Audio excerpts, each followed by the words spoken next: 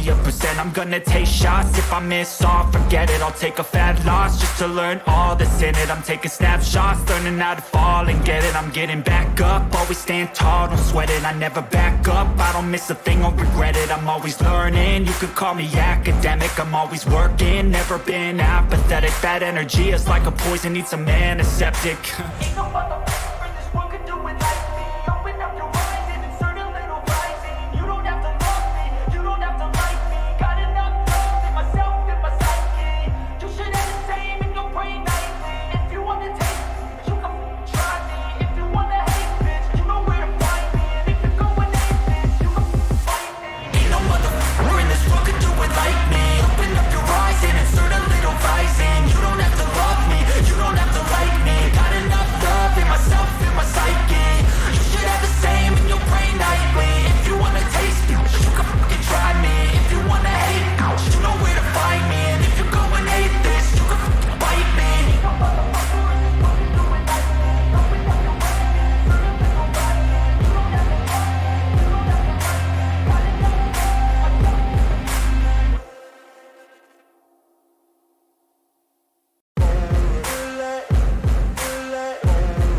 in my Ain't no motherfucker in this world could do it like me. Open up your eyes and insert a little rising. You don't have to love me, you don't have to like me. Got enough love in myself, in my psyche.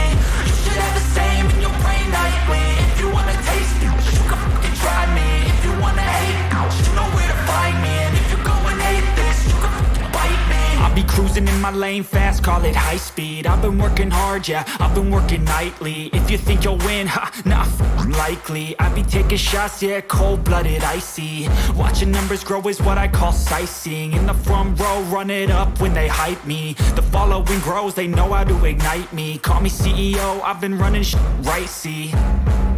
And I ain't playing games, I create my own lane. Making pleasure out of pain, turning losses into gains. I'm the boss, I'm making change. I've been rocking this exchange, popping off and risking things. Gonna make a fucking name, I just wanna be famous. But I don't want that cheap fame, no I'm not that vain. I just wanna be greatness. I just wanna be. Hey, everyone. Welcome back to the show. We're keeping it real. Goes right. Welcome back to Real Take Sports Talk live here on YouTube. Welcome to all the live homies and to all of the podcast audio homies on Spotify and Apple Podcasts. I'm joined today by the one, the only, the original host, and now the guest with the most, Johnny G. What's up, Johnny? How you doing, man? I'm good, brother. I'm good. How are you doing? How are all them Real Take Sports Talk listeners doing? Hope y'all are well. We're doing well. I think we're doing well. Well, look, the listeners, obviously, of this show for like forever will remember you as the original voice of Real Take Sports. We all remember the good old "What's up, everybody? It's Johnny G, and welcome to another episode of Real Take Sports Talk." That was back when it was you, me, and Redacted, and we used to do that show all the time, and it was a lot of fun. But anyway, we got a lot to talk about today. Obviously, Real Take Sports, we are back better than ever, and we're going to be talking about the NBA playoffs. That's what basically this whole thing is going to be about. We're going to focus a lot on the Cavs and the Knicks because I'm a Cavs fan. Johnny over there is a hopeless Knicks fan who is just very much so guaranteed to be disappointed this weekend. But we'll talk about it. Talk about hopeless, Mr. Cavs fan. Hey, I've seen my team win a ring, you know. And look, I fully understand that's LeBron's ring. That's 100% LeBron's ring. But a little bit of that, just a tiny bit of that, is also mine as a fan for sticking around as long as I did, watching Mo Williams It's like and having Jesus Delonte come West. down to earth, But win you a Mo ring, and then Williams, leave. bro, I had to suffer what was that guy's name? Whatever his name was. I had to suffer. JJ Hickson. I had to suffer through the JJ Hickson era of Cavs basketball. I had to suffer through the Mo, like I said, the Mo Williams, Delonte I don't West want to hear era. about suffering. I don't want to hear Suffer, about suffering. suffering, sir. The Knicks, at least you guys got talked about. Even when you guys were asked, you guys got talked about.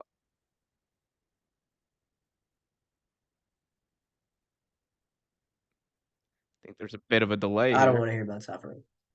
He doesn't wanna hear about suffering. Anyway, There is, uh there is. it's okay. We'll get through it. It be like that sometimes, guys. Be sure to hit that like button, subscribe, and hit that notification bell if you haven't already done so. And of course, be sure to leave your chat in the chat. Leave your questions in the chat. Your chat in the chat. Oh, I'm already messing up, but it's okay. It's live, pal, and that's how we do. All right, guys.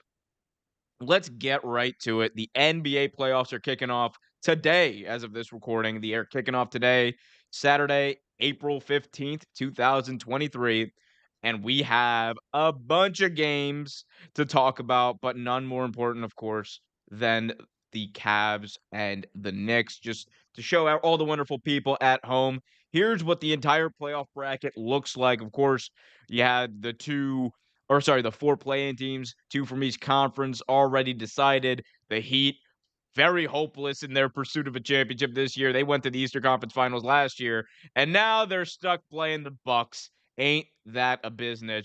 And of course, on the other side, you got the Timberwolves and the Lakers, LeBron James and the Los Angeles Lakers getting why even play? Like, here's my thing. Okay, before we get to the Cavs next, entertain me, John, or humor me, I should say. LeBron Okay, James. let's go. Entertain me. I'll Do entertain you you. do you know how disappointed I was, Johnny, when I realized LeBron James was in the play-in tournament and these guys, these dudes were actually out there playing for the play-in tournament. And I'm like, LeBron, you're not winning a chip as the seventh seed. Why are you even doing this? Just like and I understand people are gonna be like, "Oh, well, if he didn't do it, then people are gonna criticize him, blah, blah, blah." I'm like, "Bro, people are gonna criticize LeBron James for getting, like, his hair redone." Like, they don't care. Like, ain't nobody care about LeBron James. Like, they're going the haters are going to hate. Let them hate. But if you're LeBron James at this point in your career, you said you wanna play until you're, like, 40 or whatever. You wanna play until Bronny comes into the league. Like, why even risk this? Why even try this? It doesn't really benefit anyone. All it does is like, like in my opinion, all it really does is just delay the inevitable. Like this team is not going anywhere. This team is not going to win a title. And if we're looking at like who they're playing, boom. Bro, they're not beating John Morant. They're not beating the Grizzlies. And you know when John Morant, bro, he's got bullets in the chamber and he isn't afraid to throw y'all in the fire in the line of fire. That dude is a bad man on like, on some John Cena shit. He's a bad man, and I'm just saying, man, it's gonna be tough to see. But I gotta ask you, Johnny, what do you think about LeBron James, the Lakers? Should they even be trying? Is it worth it? Is it just for the ratings? What's going on? Well, I think the play-in tournament changes the calculus because the Lakers, LeBron is famous for the strategy of I'll turn it on at playoff time. Well, the regular season I don't give a crap about. So I think at this point it changes the calculus a little bit. It allows you to coast into a seven seed and think, well, yeah, this Lakers team might only have 40 something wins, but maybe it can compete with the Grizzlies team. A Grizzlies team without Steven Adams, a Grizzlies team without an interior force big enough to handle Anthony Davis. Jared Jackson might be the defensive player of the year, but he's still skinny and he still struggles with rebounding. The Lakers are much bigger and play much bigger. Even their forwards play much bigger. And so the question remains, can the Lakers beat the Grizzlies? It's very possible they could. And I think that kind of runs up and down the Western Conference playoffs. These teams that are towards the bottom of the bracket, maybe do have a chance to beat some of these teams at the top of the bracket. Like, you're not going to tell me Golden State doesn't have a chance against Sacramento. Will Golden State beat Sacramento? I don't know. But we've never seen a defense as bad as Sacramento go far in the playoffs. You want to talk about into the NBA finals, into the Western Conference finals. Those teams just don't go that far. So if the three seed might be an underdog in their own series, why couldn't the Lakers beat an undermanned Grizzlies team? Because they're ass. I'm sorry. Like I know. Like, look, you made a very compelling argument. You are a lawyer in almost a lawyer kind of like you made a very good argument and I appreciate that. But like it doesn't have to be that complicated. Like of course anyone can beat anyone at any time. Like that's an old saying and all that stuff, but like, what the Lakers haven't proven that they're capable of consistently playing at a high enough level to beat I mean, even if they get past the Grizzlies by some miracle, you're telling me this team is going to be able to keep it up to consist at that level of consistency to beat the Nuggets, to beat to beat the Clippers, who they've lost 10 games in a row to in their own damn building, the building that the Lakers allegedly own. Like it is baffling that there are like, and I'm not saying you, but there are a lot of people online. This is why I hate Twitter. Twitter, I think, hot take here.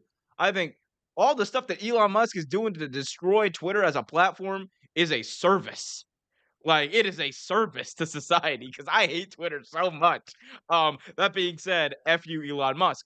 But, um, in all seriousness, I mean, like, you have, like, all these, like, garbage takes, like, "Oh, well, you" it's like, "Well, LeBron, like, he's the GOAT, and he's gonna go out there." And then you have, like, on the other side, even the LeBron haters are putting that baggage on him, being like, if LeBron doesn't win, we all know he's not the GOAT. I'm like, you're saying this about like a 38-year-old LeBron James with like Anthony Davis, who's got like one good wheel left on him, and all the rest.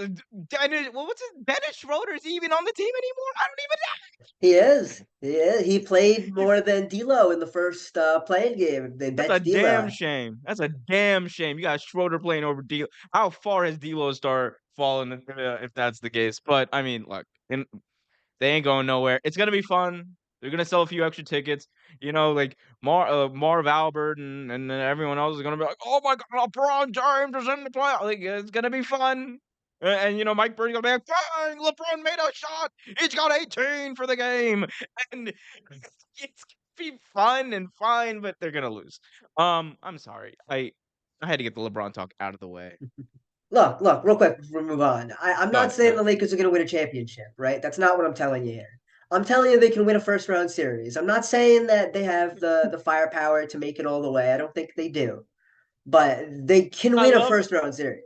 I love the fact that you were like, "Let me be clear. I Yeah, am yeah. not I want to be saying." clear because you went straight to they're not winning a championship, and I never said they were winning a championship. I said they could beat the Grizzlies, which they can. I'm not saying they will, but they can beat the Grizzlies. LeBron is 38. Anthony Davis gets hurt 4 times a game, and nobody else on their team is worth a damn. He said So 4 times a game, are they? damn. Are they gonna? I mean, I'm taking that from Brian Windhorse's. Brian Wind. No. I'm sorry. I'm taking that from the mismatch. Chris Verdon said that he takes 3 spills a game. That you worry about his season's gonna end. It's a damn shame. Let's get into what you and I want to talk about the most.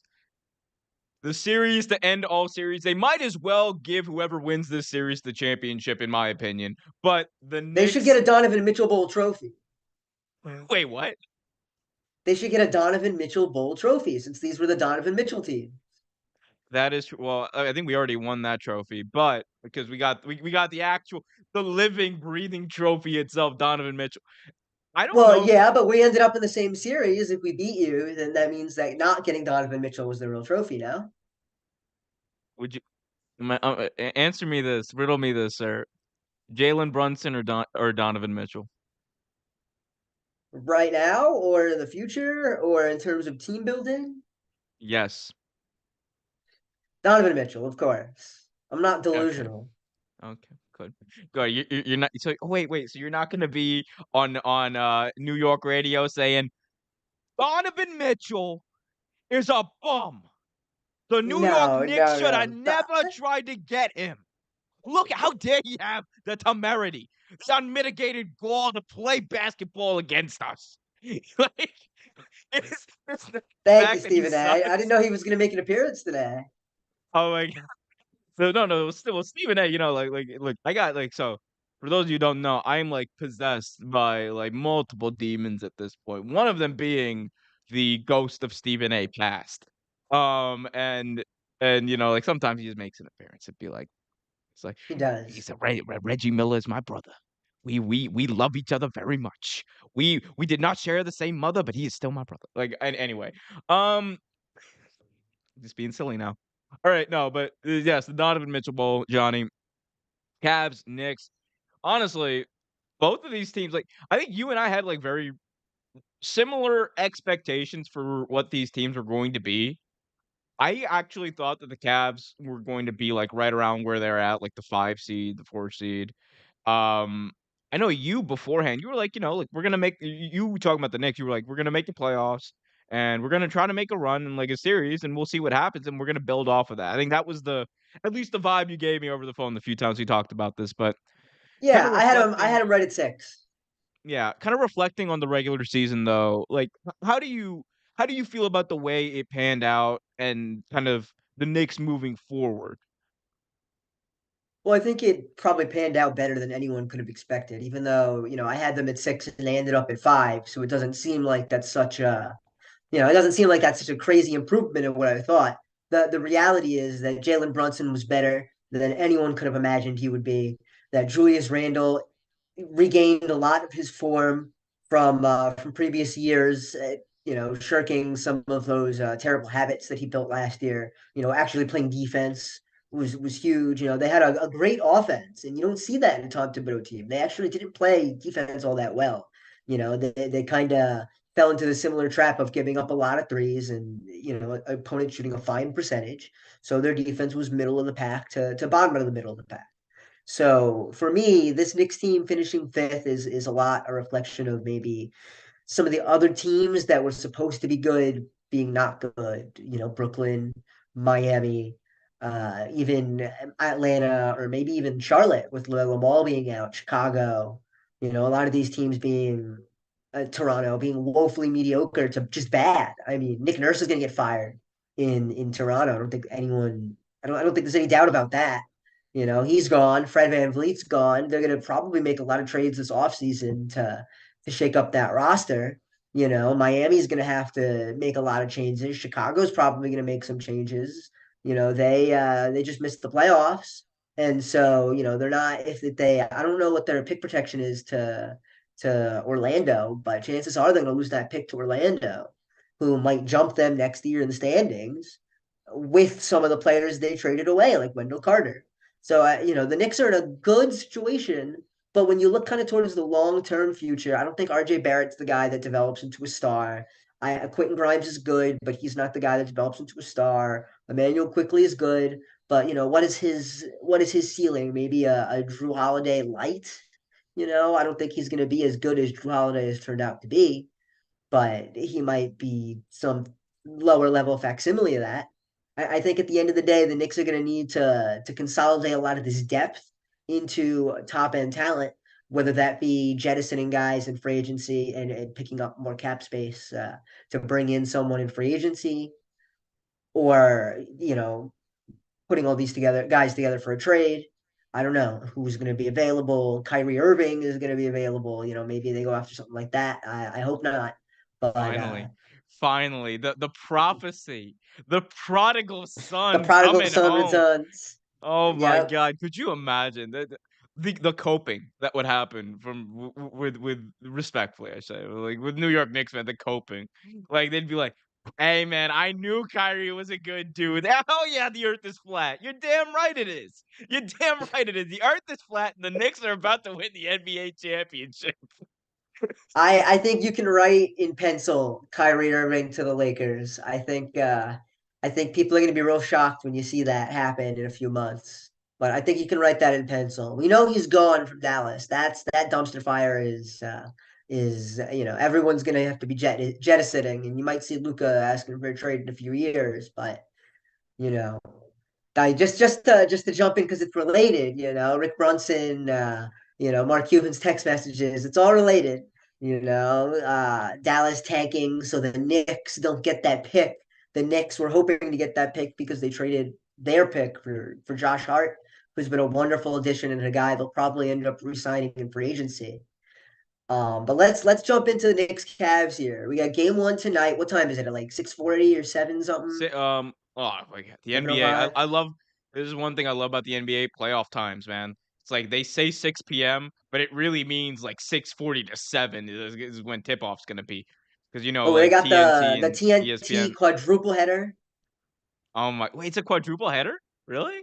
I think so. Or it's like ABC, ESPN quadruple header. So Oh, I so was they'll about to split them say up it. a little I bit. was like, damn, yo, Chuck and Shaq are about to earn that money tonight. I Chuck, mean, they do it. They go until like 2 in the morning at the end of the playoffs. no, but Shaq's actually gonna have to watch basketball now.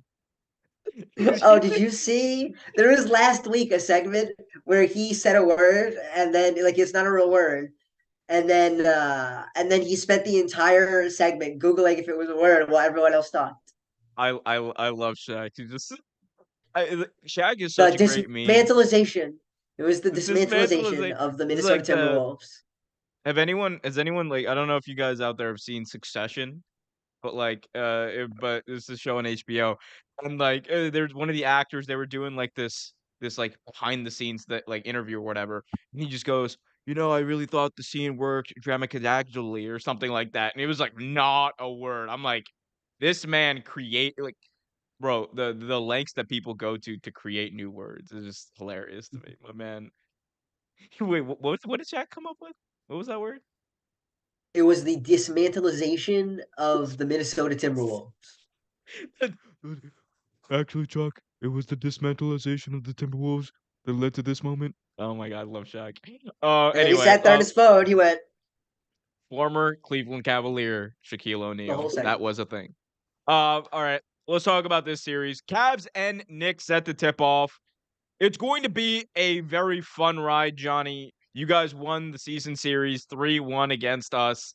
I hope that is not a harbinger of things to come. I'm really mad if it is because I got money on this. But I want to hear from you first. You are the Knicks fan. You are by far the most long suffering fan on this panel right now. We got.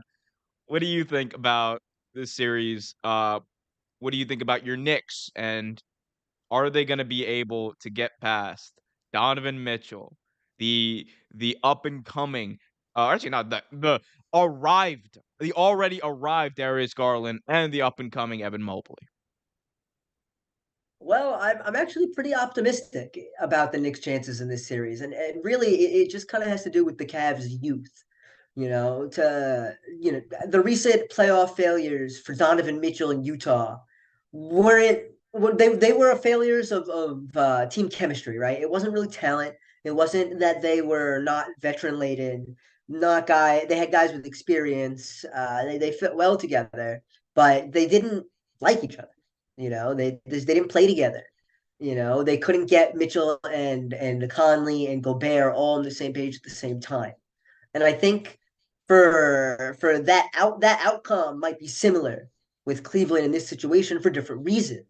Not because of team chemistry. This Cavs team loves playing together. This Cavs team, by all accounts, loves each other and they have a great time. And I would bet that, I mean, a lot can happen in the, what is it, 3 years left on his contract, but I would bet he's going to be very open to staying there for the long term. And this iteration of the team is going to be relatively able to stay put. They might have to move some things around. Maybe you move Jarrett Allen for a wing when Oh Evan yeah. Mobley is ready to play center.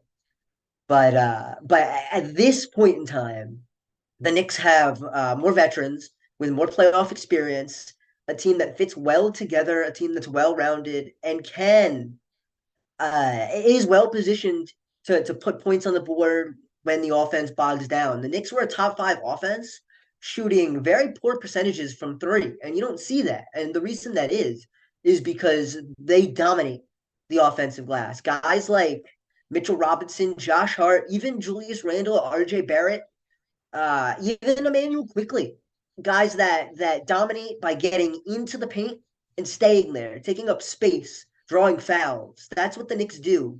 And the Cavs, if they get into foul trouble, they don't have much depth behind Mobley and Jared Allen. So while those two guys are formidable, and they are elite defensive players, guys who, if you laid out who should be the top 10 in the defensive player of the year standings, They might both make an appearance on that list. Behind them, the cupboards are barren. And if guys like Yeah. Randall and Robinson can draw fouls on them early in games and make the Cavs bench have to play big minutes, I would really say that that skews heavily towards the Knicks. On top of that, before I finish my diatribe, the Knicks have a better road record than home record. The Knicks are excellent on the road. In fact, they play better on the road. Like it's not the road record just to be like because It's sometimes because people say, Dolan, because "Oh, James Dolan like kicked out all the real fans. That's why he's just like, oh my god, we don't yeah." want Knicks fans coming here. Well, so some people say like, "Oh, it's Madison Square Garden, so when teams play on the road there, they always bring their best because it's basketball's biggest stage, right?" And some of that is true, but just watching the Knicks this season, they execute better on the road. I don't know what it is. I can't explain it to you. I don't know why, but they do, and that could bode well for them in the playoffs. If, of course, they don't have the opposite effect of getting blown out at home, which they can't let that happen. Look, when we blow you out at home, I think it's going to be Feeling it's gonna confident. look, I have to be Johnny. I have to be okay. The reason I'm so like I'm so diehard about this, I'm literally arguing like with my coworkers like as we speak about this Knicks Cavs thing. So the reason I'm so passionate about this is the first time in my life that the Cleveland Cavaliers have been a even somewhat of a contender without LeBron James. Like this is like no one can say that like oh well you guys got bailed out by LeBron. No one can say like you guys just got lucky because he decided to come back. This was a this was a team that for the most part was built from scratch. This is like the one time where the Cleveland Cavaliers actually used all those damn draft picks, all those damn lottery picks and lucked out and got good players and developed good players. When Darius Garland was drafted, I remember everybody talking about how, it's a bit of a mid pick, right? Everyone was like, he's like a solid piece, I guess. But no, but not a lot of people thought that he would develop into the all-star level player that he is right now. And on top of that, obviously Colin Sexton didn't work out as well as some people, Simon, thought he would, but Sexton was a good piece for a while. They moved on from him, but Evan Mobley, and I think like I agree with Well, you here. real Yeah. quick, let's not criticize Colin Sexton. He's become a very Mm, quality player, no, especially no, off the that's not bench. that's mostly me taking a I know dig at that's not the Simon. point. It's I know, mostly me because I Simon, know no, that's not the Simon point. was dude, Simon was like on this kick back in the day. We're just like, Colin Sexton is gonna be the next KD, or no, it's not. He's gonna be the next D Wade. Watch, boy. Love you, Simon. Love you so much, bro. All love here. On some Damar Hamlin shit. Do that. I love how like whenever I see this emoji now, I'm just like, oh, Damar Hamlin. It's like that's like his big thing. Like that's his like logo for his foundation. I don't know. I'm just whatever. Is that gonna be your I don't that's a very scary, don't ever do that. This is freaking me out. No, but I was talking about Evan Mobley earlier, but to me, I agree with a lot of the points you made, and it's one of the big reasons why I wished Cavs last year had won in the play-in tournament and actually, like, at least had, like, a series in the playoffs to get some experience, to get some of these young guys, like, that playoff experience because it is different. Like, playing in the regular season, at some points, it's very competitive and people try their hardest. In the playoffs, it's a whole different game because that's when you bring out the big guns. That's when you see players doing everything possible to maximize their minutes and make sure that they win as many games as possible. So it's one of those things where I wish they had that experience, and I think it's going to be a bit of trial by fire for some of these guys. The guy that I look at the most right now, and the guy who needs to step up the most is Evan Mobley. And it's partially because he's the youngest of this, like, big 3 that they've developed here in Cleveland. I think that when push comes to shove, Donovan Mitchell is a guy who's got a lot to prove, and he's has that playoff experience, a lot of it bad playoff experience, but he has it. and I think he's going to be able to he's gonna be able to take off the scoring load, some of that take off some of the scoring load from someone like Darius Garland, who I think can focus more on getting his other teammates involved. The guy for me who's critical, who needs to be like it sucks he's a little skinny. I think he needs to put on a little bit more weight, but I love Evan Mobley, and I think he can be like a disruptor in the paint. Um, it's just a matter of, I think, getting beat up a little bit in these playoffs. I think it's going to be a bit of trial by fire in that respect. But if he's able to step up, much like another young guy we talked about a few years ago, DeAndre Ayton. Remember DeAndre Ayton? He was a few years in the league. People were like, number one pick, but like they had not seen him step up to that point. He played a big part in that finals run for the Phoenix Suns that year. So I'm not saying he has to be DeAndre Ayton, but he definitely we need to see that progression, I think, in the playoffs and see that different gear from Evan Mobley, which I think we all know he's capable of having. It's just a matter of unlocking it, unlike someone like RJ Barrett who never did. Yeah, and I think the interesting I like the dig at the end. I see that I had smirk to. on your I had to. face. But I'll tell you, I talk to my roommate about this all the time. He's a Heat fan, and because we always go back and forth on who you would rather have, Tyler Hero and RJ Barrett. And I think for most of the two of their careers, it's probably been Hero. I think Barrett had a period of time, maybe last season, where he overtook Hero, especially when there was baby mamas and Hero not showing up in the playoffs and it was just seeming like he was on his way out of town. But now Hero has kind of become very important for that Heat team as Kyle Lowry has collapsed, while RJ Barrett has been eclipsed by Josh Hart and Emmanuel quickly in the Knicks hierarchy.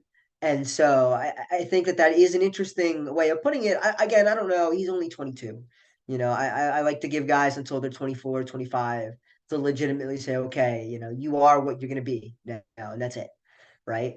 Even Julius Randle is a guy who reinvented himself at 25 and 26, from his time with the Lakers and Pelicans to what he became with the Knicks, a much more perimeter oriented, ball dominant forward as opposed to a play finisher and a guy who really only played in the post as a pick and roll finisher and as a postman.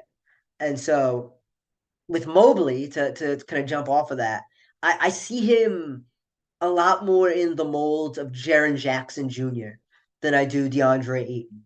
I kind of see them as analogs, and you might throw Bam and Abaya into this mix as well, of guys who can kind of swing back and forth between the 4 and the 5. Their best position may be the 4, but they're kind of limited in their ball handling ability. The only guy who really can handle a decent on ball load of those 3 is Bam and Abaya. While Jaren Jackson solves the problem by being a good shooter, Evan Mobley Yeah. has made strides in both of those things, but not quite. There's a future there where he can do all of those things very well, but that future is not right now. He's a guy who's probably not gonna be skilled enough to get past Mitchell Robinson in the post. He's a guy who might be able to get pushed around by smaller, more stout, strong guys. I'm thinking Josh Hart in my head, right? As a guy who could play power forward and stop Evan Mobley, even though Mobley is what 7'1" and Hart 6'4". It's very Kristaps Porzingis like in this that I don't expect Evan Mobley to be able to take advantage of his size because he can't pair it with the strength. And the Knicks give up perimeter jumpers anyway. Like contesting Evan Mobley is not going to be on the top of the Knicks list. So if he hits threes, or long twos, maybe he could become a big piece for the Cavs offense. But I don't foresee him hitting those shots even if they're open, because to me it's going to be a lot of there's a reason why you get those shots because he's not going to hit them open or contested. Yeah. The other thing that I was just like thinking about, like as we're kind of talking about this, is probably the most underrated like chess match that's gonna go on. Like we know it's gonna be like a bit of Brunson versus Mitchell, where there's going to be like, the Mobley versus Robert. Like there's gonna be those matchups. The matchup that I'm like really interested in watching and see as the series progresses is the Thibodeau versus Bickerstaff kind of chess match that's gonna go on. Because I think Bickerstaff is like one of those like guys. He's a very underrated coach because he's not a big name. He hasn't been like around as far as like he hasn't been around and had the success of someone like a Tom Tib or a Thibodeau, but like he's like the one thing I can say about like him this year is he's found a way at moments to like slow the game down for the Cavs and slow the pace of the game down in a way that just kind of allows them to like relax, collect, and kind of be in charge and like dominate like the flow of the game and the vibe of the game that I think helps a lot of these young guys and has helped maximize the potential and helped a lot of these young guys execute.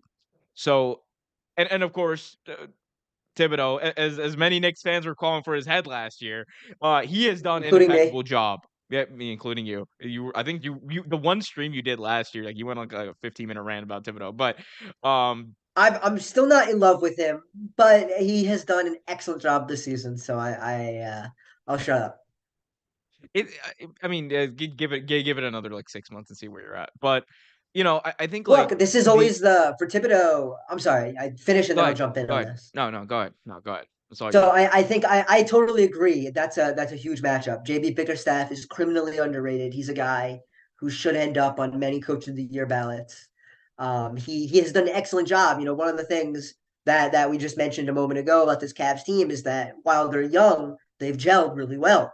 And a lot of times, you see these teams that get together in their first season and they don't gel really well, not because they're not talented, but just because their players are used to a certain way of playing, right? Evan Mobley's new. Jared Allen has been there for a few years now. Karis LeVert been there for a few years now, but LeVert's gone back and forth between the bench and the starting lineup. He's a guy who has to make a sacrifice, depending on the matchup when they want to get Isaac Okoro in there, right? They cut Kevin Love, a guy that has kind of gone back and forth between being a good locker room presence and a bad locker room presence. So that kind of unpredictability can shake a locker room. Darius Garland had to give up the ball essentially as the starting point guard to Donovan Mitchell when he came in, and while he's young as a player, that's something that you have to watch out for. A guy who just made the All-Star team for the first time, a guy who kind of won the battle, if you will, between him and Clarkson for who should be the future ball handler of the team. A guy who had his breakout after so many people said that he was a bust. Yeah. To have to immediately have your breakout and then okay, now you're getting replaced by Donovan Mitchell, who is basically a point guard in all but But but position he he plays never on got defense. replaced. He never got replaced. It's Not like he just replaced, but his shifted. his role shrinks. His That's what role I'm saying. shrinks, Like and you saw that cause problems in Atlanta with Trey and DeJounte. oh well, that's That's just what I'm because Trey. saying. That's just because Trey Young's a diva. But But that's I'm giving the Cavs credit and I'm giving JB Bickerstaff credit no, you are, because you guess are. I what? just The Hawks coach whose name escapes me at the moment, who was just fired and replaced with Quinn Snyder, he couldn't handle it. He couldn't handle Trey Young. He couldn't get Trey Young to give the ball up. They underutilized DeJounte Murray and they beat Miami and they got into the 7th seed, but they're going to get spanked in the first round. I'd be shocked if they win a game. And that's a team that had playoff aspirations, to be where the Knicks currently are. They thought coming into this season they were better than the Knicks and they could be in this situation playing the Cavs or even where the Cavs are, but they weren't. And so I'm going to give JB Bickerstaff that credit for uniting the team where a team like Atlanta, who I think coming into the season was in a similar situation, did it. the other thing that we kind of touched on a little bit, but didn't really get a chance to go in depth on. I just want to ask you, game one is tonight. Does Julius Randle play? Yes or no? I'm going to say yes. I think Julius Randle is a guy who, if he can be out there, he will be out there. He's a guy who does not like to miss time. He's a guy who likes to play, and that has nothing to do with Thibodeau. Julius Randle is just a stubborn bastard, and that sometimes can be very bad, and sometimes be very bad, and sometimes it can be pretty good. And you like to see a guy who wants to go out there and lay it on the line and give up for his team.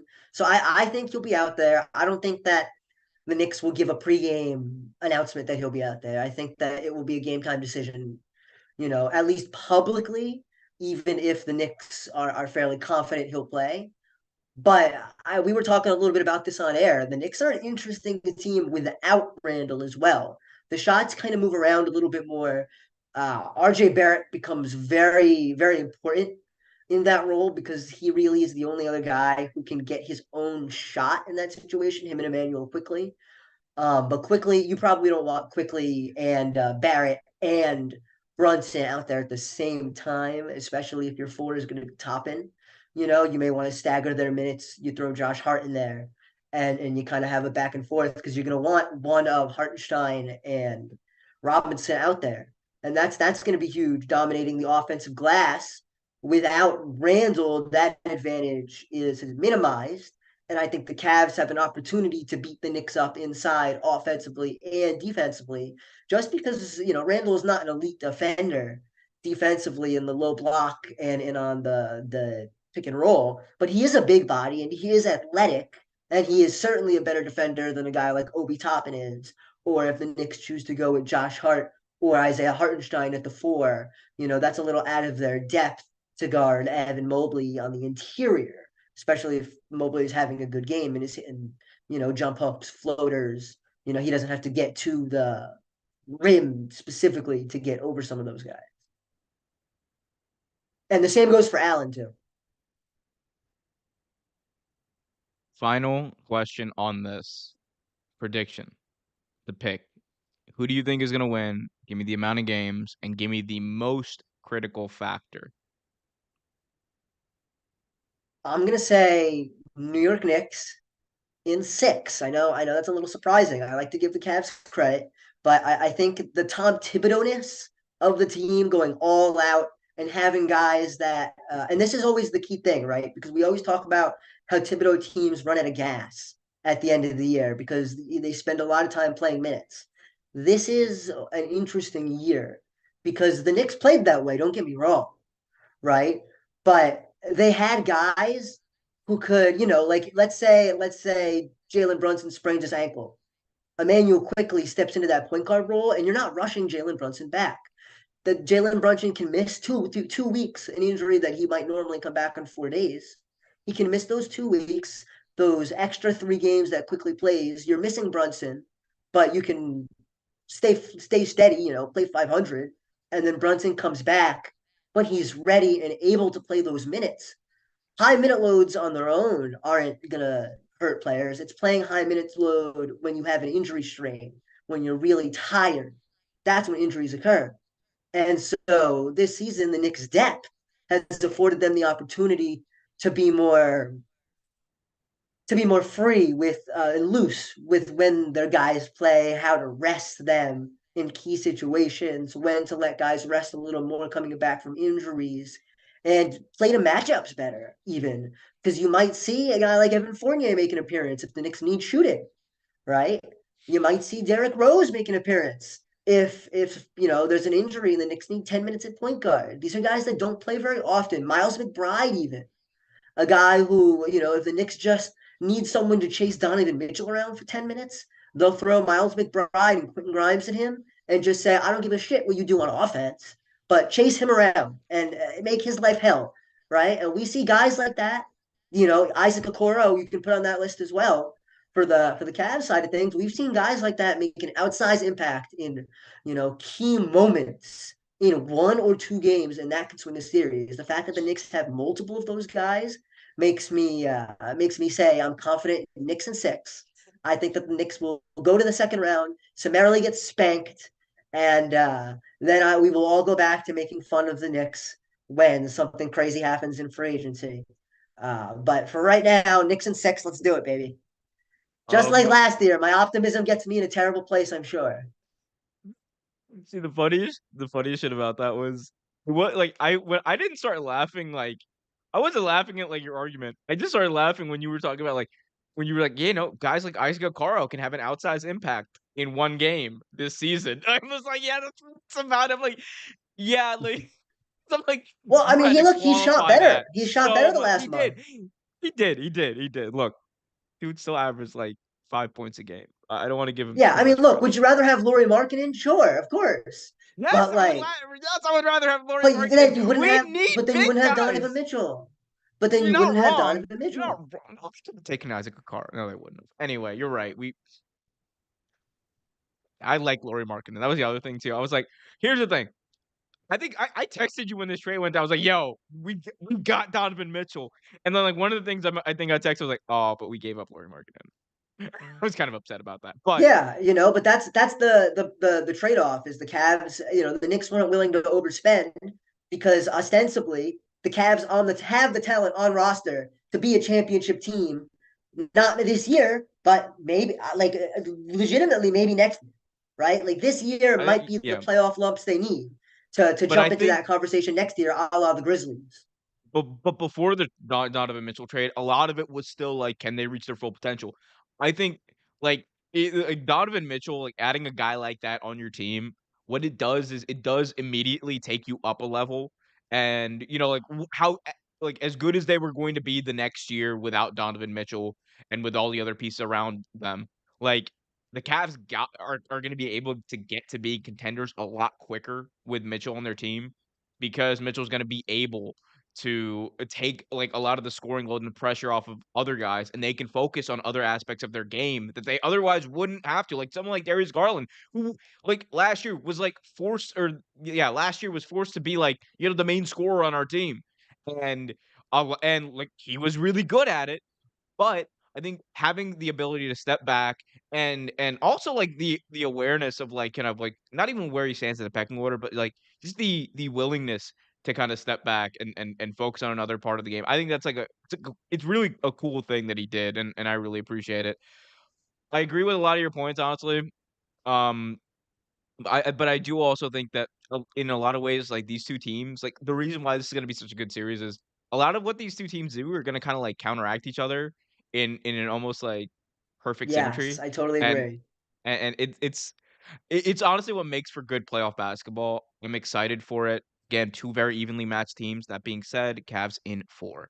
Um, Cavs in I'm a fan. four. I'm a fan. Interesting. I'm a fan, Johnny. I'm a fan. You gotta give me Also, the fan answer and the realistic answer. Come on now. You I mean, can say realistic Cavs in answer, 6 or 7. That's 7, fine. 7. Cavs in 7, realistic answer. But like, look. Okay, For okay. all the look.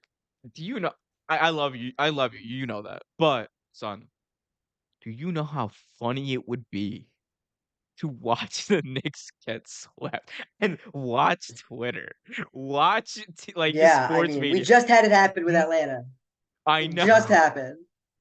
I know. Yeah, it would be the funniest thing ever.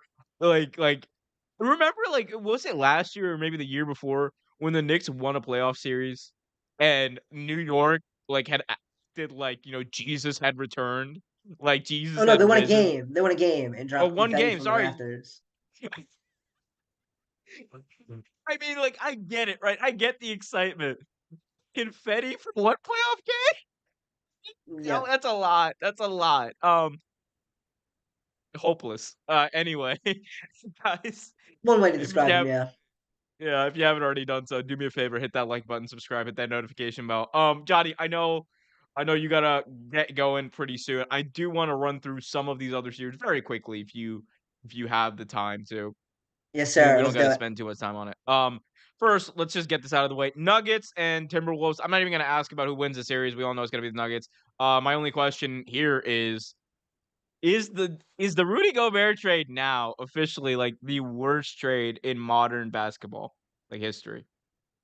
It's up there. I mean, I think it's going to be hard to say right now, but it's a tough start when you ask who would you rather have right now, Walker Kessler or Rudy Gobert, and I think the answer for most people would be Walker Kessler, and then they traded enough to acquire 2 stars on top of that. Kevin Durant got traded for less than Rudy Gobert did. That's a damn shame. That's a Yeah. damn shame. And while we Yeah. love, Tim Connolly was great with the Nuggets, and everyone wants to blame A Rod in the new ownership group. He's the guy who has to bear the brunt of that terrible decision because it sets the Timberwolves back. This is a team that was promising, a team that had an opportunity to grow, but I think that a lot of changes are going to have to happen this offseason. The amount of, the amount of potential that the Timberwolves have found a way to, waste over the, past decade is honestly astounding. Like, you look at Andrew Wiggins, and look, Andrew Wiggins was kind of touted as, the next big thing, and he never materialized into exactly what people thought he would be, but he's a very good player. And Yeah, for he's whatever done a great reason, role for him in Golden State. I'm saying, but then you also have to think, how much of, his I don't wanna say lack of success because he was, still a good player in Minnesota, but, I think, how much of that was due to how much of, the criticism was due to, the Timberwolves just being a hot dumpster fire, the entire time he was there. Um, so much so that they were I able to think try that to you kind of go back to what happened with Jimmy Butler and then the change in the team with Patrick Beverly. It's just that none of these guys were ever that personality. They were never the take the bull by the horns, lead the team, rah rah, rally the troops kind of guys. When Jimmy Butler was there, he was, and when he tried that, it didn't vibe with them, and so he shit on them and then left. Patrick Beverly, they vibed with. They played really well and he didn't hard with Patrick Beverly Jimmy behind them, and then he left. Jimmy Butler didn't even just shit on them. He grabbed G League players, said, "Come here, we're playing 5 Yep, on 5," and he demolished the entire rest of the starting lineup. Have you ever watched this, in Bleacher Report series called Game of Zones? Like, I have. I'm very familiar. I remember. dude, the Jimmy Butler one is, the funniest one, where he's literally destroying them. It's like, "Oh, he's massacring my little tip pops." Um Funniest thing. Anyway, cool. Timberwolves are ass. We basically have come to that conclusion. That's great. Suns Clippers, interesting series. Kevin Durant going up against Kawhi Leonard and company. Who you got? Why? I got the Suns in five. I think that the Clippers are just they don't have the firepower without Paul George. I think that maybe Russell Westbrook can provide a spark for them in the playoffs here, but I think at the end of the day, this Suns team is just way too talented, and they've been obliterating people when Kevin Durant is healthy. Between those four stars, I don't think the Clippers have the horses. So Suns in Yeah. five. Suns in five. Agreed. Kings and Warriors, the defending NBA champion Golden State Warriors against the number 3 seeded Kings, who made a big impact this year. Well, one of the if we want to talk about underrated, we were talking about JV Bickerstaff before, but this Kings team and the job that it's Mike Brown, right? Like he's the head coach over there right Yeah, now. Like the job yeah. he's I been able to wouldn't do is call him impeccable. underrated just because I think he's the odds-on favorite to win Coach of the Year. Yeah, I mean, yeah, probably. But other Okay, than that, they're how much of that underrated. saltiness? Oh, okay. I'm not gonna lie. I heard a little bit of saltiness there. I got to address this. How much of this saltiness with Mike Brown, is because all those years he was the head coach at Cleveland and he was just destroying him and LeBron were just destroying the Knicks the No, there's entire no time. saltiness. I don't. No There's sal, no no, no, saltiness. not even. LeBron James destroys other teams. Mike Brown Yeah, is Mike Brown. I'm gonna pick they're underrated because most people are picking the Warriors to win the series. But I'm gonna pick the Kings in seven. I think that the Kings defense in a series can hold up against everybody else, right? Steph Curry is going to kill anybody. He's Steph Curry. That's just it. That's the analysis. And so the Kings offense can match them. The Kings offense can score in any way. The Warriors defense sucks. The Warriors focus sucks. The Warriors chemistry sucks, right? And I think people have to get past this. Until that group loses, you can't choose. You can't choose against them. They're Golden State. They're the defending champ. It's not the same team as it was last year. It's not the same team. Things have changed. This Golden State team is fine. They're good. They're not terrible. But I don't just they just don't have it. I'm not telling you the Kings are going to win a championship, but they've played awesome. They've been clutch, and I think they can hold up for a series in this first round. Kings and seven. I'm gonna be that asshole and say until somebody beats the Golden State Warriors, I'm not gonna believe that they're done. I'm sorry.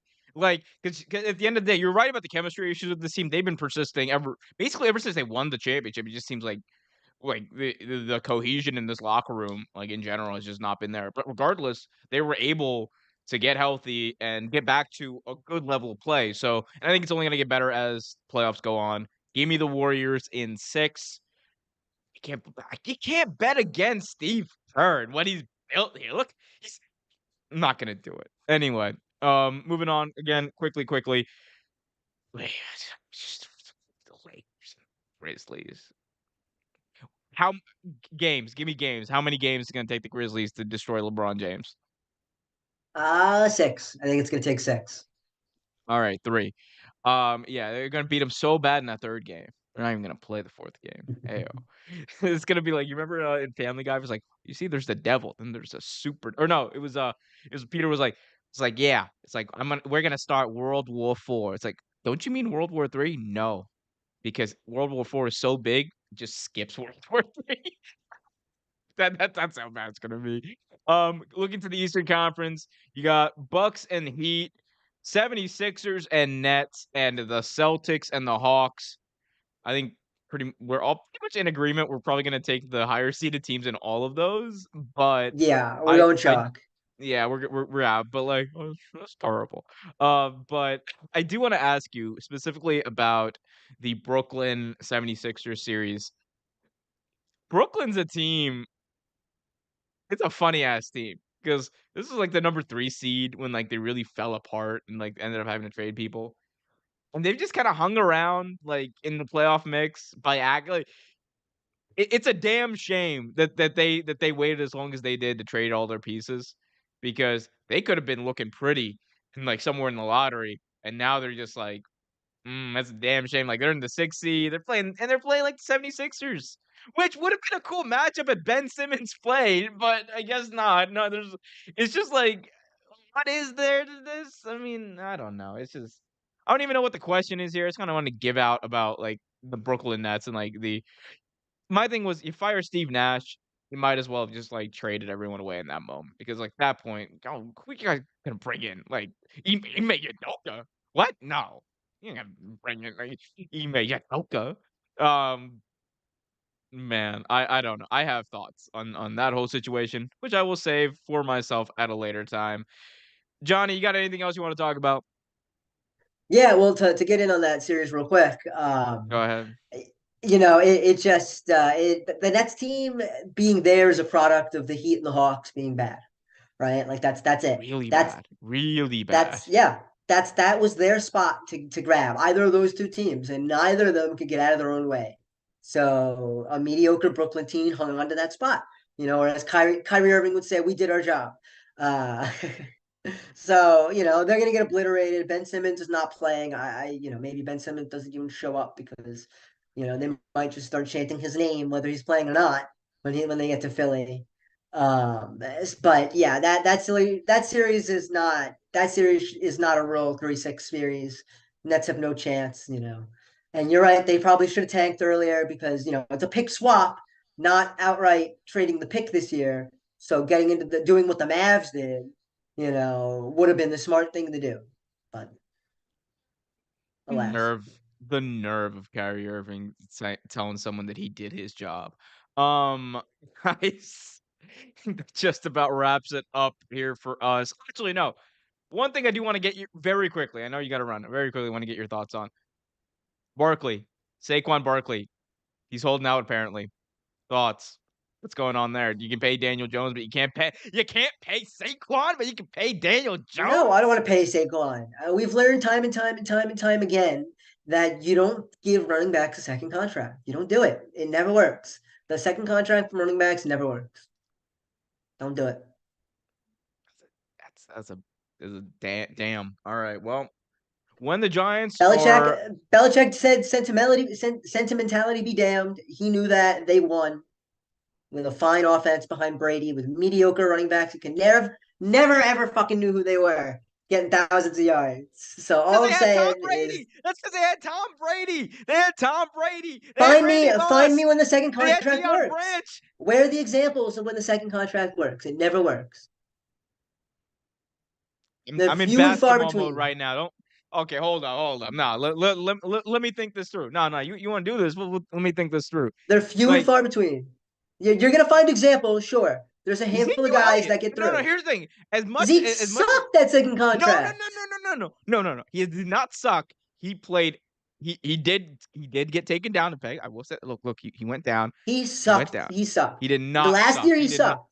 He got replaced by Mm-mm. Tony Pollard. He sucked. That's because Tony Pollard's so good. How can you not give him the And ball? that's the formula. That's the formula is draft another running back that replaces the other one before you have to pay the other one the second contract. The Cowboys just got fucked because they didn't get a guy like Pollard early enough. They had to pay Zeke, and then Pollard was better than Zeke probably for the last 2 seasons. But they had to pay Zeke more because they're paying him. Oh, sorry. So Christian McCaffrey. I can't believe so you wouldn't pay Christian. I don't know. It's a discussion for another day. I'm I not. wouldn't pay a man made of glass 4 years and an $80 million now. Man, you Saquon, come to Baltimore. Just come to Baltimore. We'll pay you. We won't pay Lamar, but we'll pay That's you. great. Look, We'll we pay will Odell. trade you. We'll trade you DJ and Saquon for Lamar. You can have them both for Lamar. I want Sounds that good contract. to me. Lamar is like $300 million contract over Daniel Jones is like $200 million. I'm good. I'm chilling.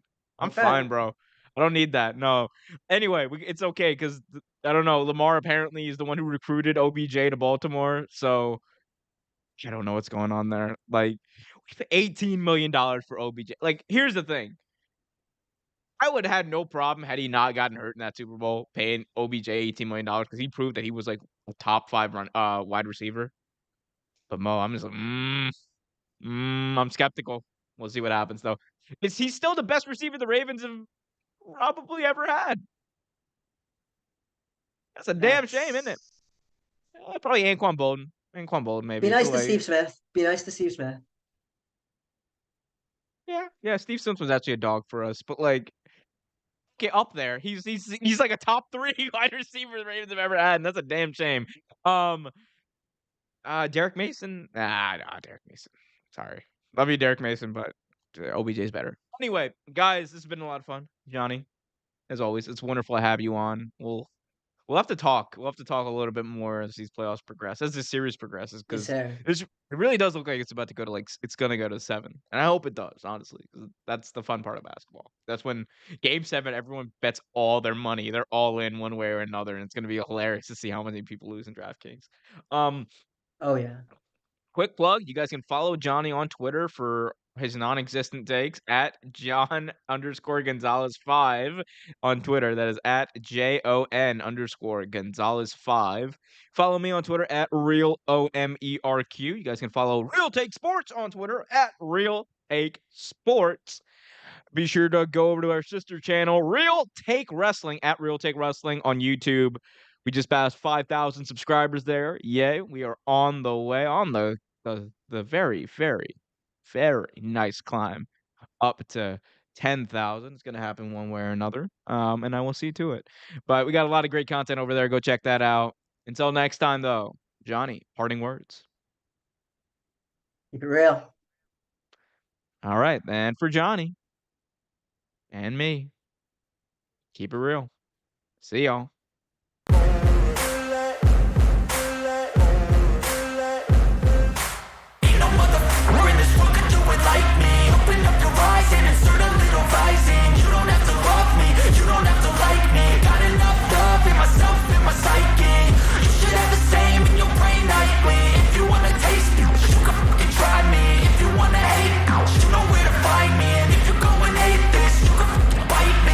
Cruising in my lane fast, call it high speed. I've been working hard, yeah, I've been working nightly. If you think you'll win, nah.